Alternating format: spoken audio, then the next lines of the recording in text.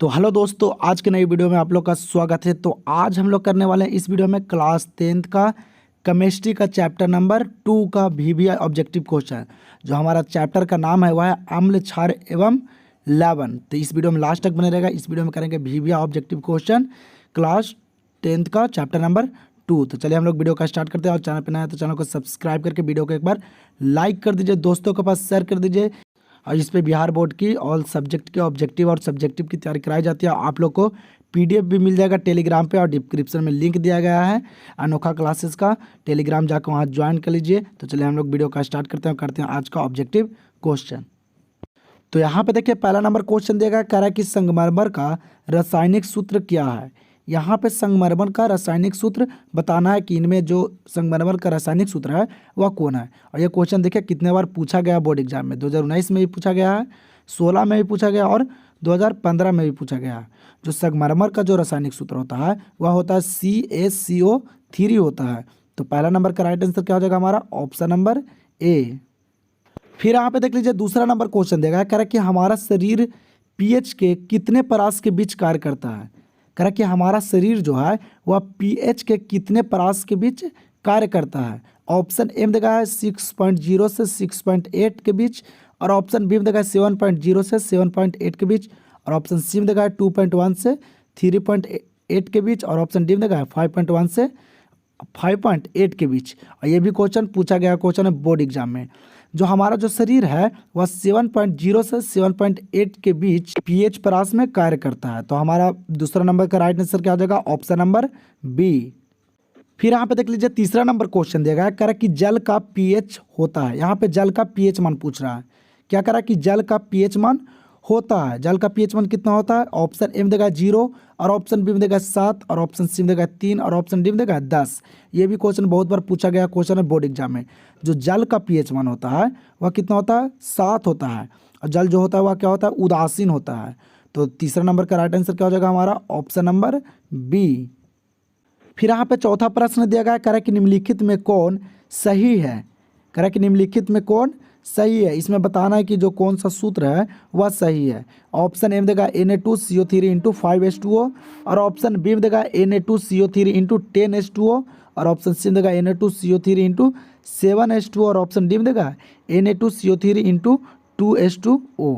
जो इनमें जो सही लिखा गया है वह लिखा गया Na2CO3 इंटू 10H2O। और यह किसका सूत्र है, तो धोबिया सोडा का सूत्र है। किसका सूत्र, धोबिया सोडा का। तो चौथा नंबर का राइट आंसर क्या हो जाएगा हमारा, ऑप्शन नंबर बी। फिर यहाँ पे अगला प्रश्न देगा, कह रहा है कि कोई विलयन लाल लिटमस को नीला कर देता है, इसका पीएच संभव क्या होगा। यहाँ पे कह रहा है कि लाल लिटमस को नीला कर देता है, जो इसका पीएच संभव होगा वह क्या होगा। ऑप्शन ए में देगा 1, और ऑप्शन बी में देगा 4, और ऑप्शन सी में देगा 5, और ऑप्शन डी में देगा 10। और ये क्वेश्चन बहुत बार पूछा गया क्वेश्चन है। 19 में भी पूछा गया, 2019 में, 13 में, 2012 में। ठीक है, जो लाल लिटमस को नीला कर देता है जो उसका पीएच मान होता है वह 10 होगा। कितना होगा, 10 होगा। तो इसका राइट आंसर क्या हो जाएगा हमारा, ऑप्शन नंबर डी। चलिए तो देख लीजिए यहाँ पे अगला क्वेश्चन छठा नंबर दिया गया, कह रहा है कि धोबिया सोडा का रासायनिक सूत्र है। पीछे ही बताएं कि धोबिया सोडा का रासायनिक सूत्र जो होता है वह क्या होता है। वहाँ पे बताए थे जहाँ पे सही बताना था कि सूत्र इनमें कौन सही है। तो छठा नंबर क्वेश्चन क्या कह रहा है कि धोबिया सोडा का रासायनिक सूत्र क्या है। ऑप्शन ए में देगा NaHCO3, और ऑप्शन बी में देगा Na2CO3 इंटू 10H2O, और ऑप्शन सी में देगा Ca इंटू OH2, और ऑप्शन डी में देगा इनमें कोई नहीं। जो धोबिया सोडा का रासायनिक सूत्र होता है वह क्या होता है, ये कमेंट बॉक्स में आप लोग आंसर बताएं। ठीक है, तो छठा नंबर क्वेश्चन आप लोग जल्दी से कमेंट कीजिए। तो हम लोग देख लेते हैं अगला प्रश्न, 7वां नंबर। देखिए यहाँ पे 7वां नंबर क्वेश्चन कह रहा है कि एल्यूमिनियम पर मोटी ऑक्साइड की परत बनाने की प्रक्रिया कहलाती है। कह रहा है कि एल्यूमिनियम पर मोटी ऑक्साइड की परत बनाने की प्रक्रिया कहलाती है। ऑप्शन ए में देगा जस्तीकरण, और ऑप्शन बी में देगा एनोडीकरण, और ऑप्शन सी में देगा है समृद्धिकरण, और ऑप्शन डी में देगा है इनमें कोई नहीं।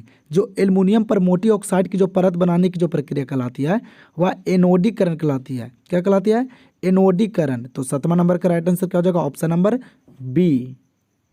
फिर यहाँ पे देख लीजिए 8वां नंबर क्वेश्चन करे कि जब लिटमस विलयन ना हो तो अम्लीय होता है, और ना ही क्षारीय, तब इस विलयन का रंग होता है। कह कि जब लिटमस से विलयन न हो तो अम्लीय होता है और ना ही क्षारीय, तब इस विलयन का रंग होता है वह क्या होता है। ठीक है, ये प्रश्न यहाँ पे करा है। तो जो 8वां नंबर का राइट आंसर हो जाएगा ऑप्शन नंबर सी, बैगनी होता है। क्या होता है? बैगनी। ना लाल होता है, ना हरा होता है, ना पीला होता है। क्या होता है? बैगनी होता है। तो 8वां नंबर का राइट आंसर हमारा हो जाएगा ऑप्शन नंबर सी।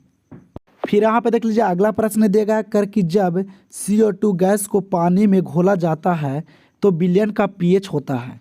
यहाँ पे कह रहा है कि जब CO2 कार्बन डाइऑक्साइड गैस को जब पानी में घोला जाता है तो विलयन का pH मान क्या होता है। ऑप्शन ए में देगा 7 से अधिक होता है, और ऑप्शन बी में देगा 7 होता है, और ऑप्शन सी में देगा 7 से कम होता है, और ऑप्शन डी में देगा इनमें कोई नहीं।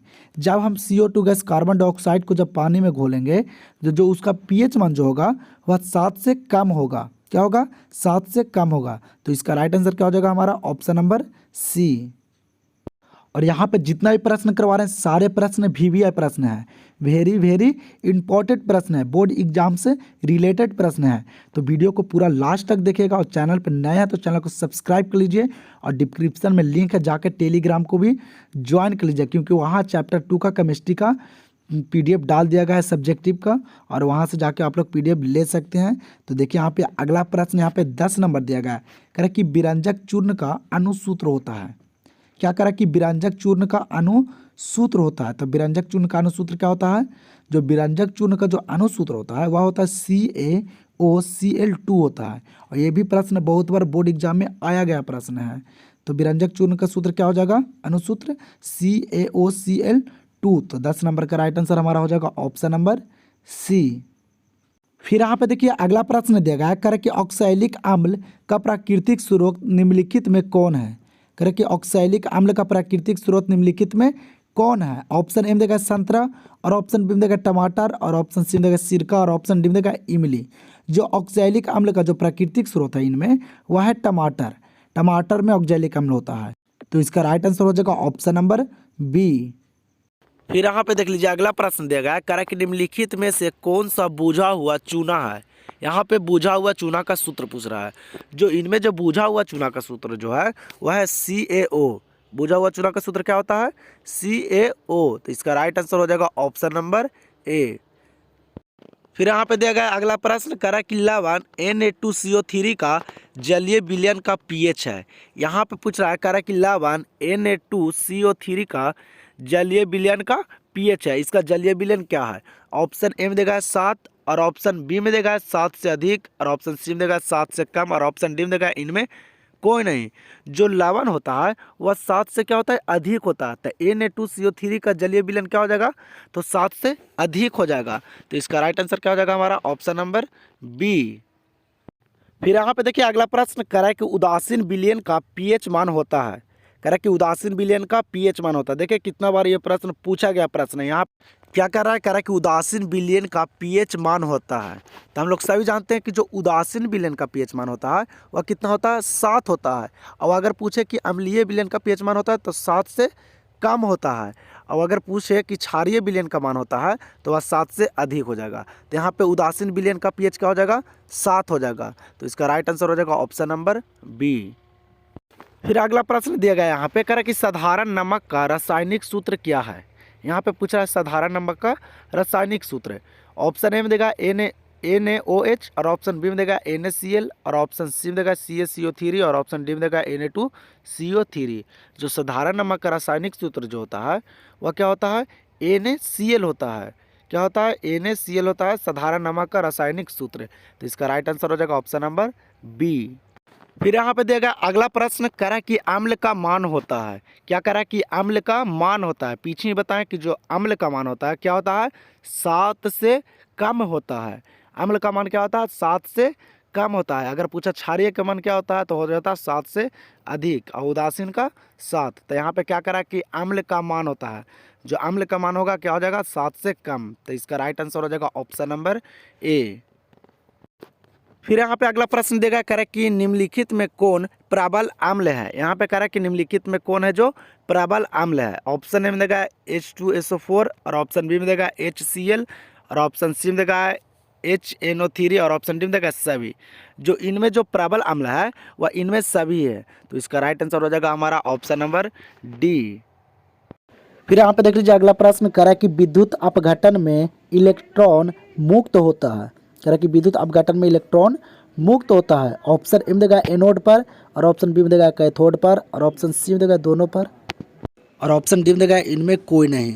जो विद्युत अपघटन में जो इलेक्ट्रॉन मुक्त होता है वह इनोड पर होता है। तो इसका राइट आंसर हो जाएगा ऑप्शन नंबर ए।